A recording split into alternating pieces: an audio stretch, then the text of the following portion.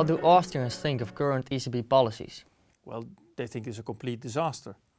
Most Austrians would go for a fixed quantity of money in an economy, or relatively fixed. And the ECB and the Federal Reserve, the Bank of Japan, the Bank of England are all doing exactly the opposite.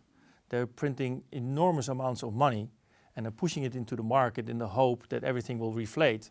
And yeah, the question is, it's not happening. We're having these kind of policies around since like 2008. And if you look at the economy, nothing is happening. So it's a disaster. So why is the ECB pursuing these policies then? Well, if you look at 2008, the big problem was that there was too much bad debt. People couldn't afford to pay off the debt or pay the interest, or a combination of both. So one way to solve that, and not really solve but manage that, is to push down interest rates.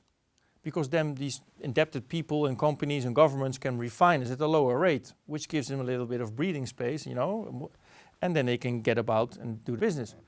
The problem is they do that by QE, basically means printing money by the central bank. Central bank buys stock, bonds, etc., financial assets from people in the market. That money again is then again reinvested in those bonds. And if that happens, when people buy a lot of bonds, the interest rate goes down. Yeah? If you get $10 on $100 or on $1,000 obligation, yeah, or bond, it basically means you get 10%. But in the market, you know, when people start buying these bonds more and more and more, you can get a higher price. Instead of 1,000, you will get, let's say, 2,000 for it. You still get $100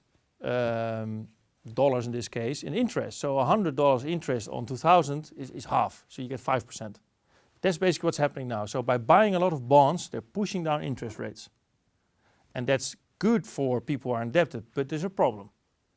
Because you help them, but what happens? You give them a very big incentive to even add up more debts.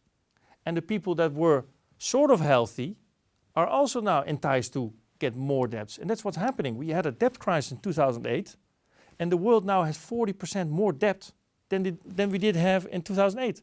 All because of the monetary policy of our central banks. So what would an Austrian economist recommend to fix this situation? Well, first of all, the central bank needs to do what it's supposed to do, and it's watch the quantity of money. That's one. Two, governments and economies need to clean up their act. So basically means that, okay, we have borrowed too much. We have invested in the wrong stuff. So we need to write it off. And that's not happening, but that's exactly what's needed. It's quite simple. It's very painful. That's why probably politicians are not willing to do so.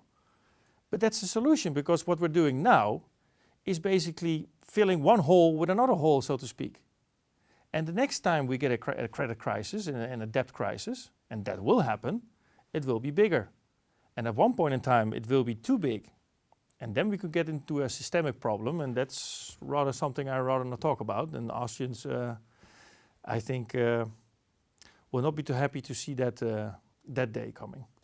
Thank you.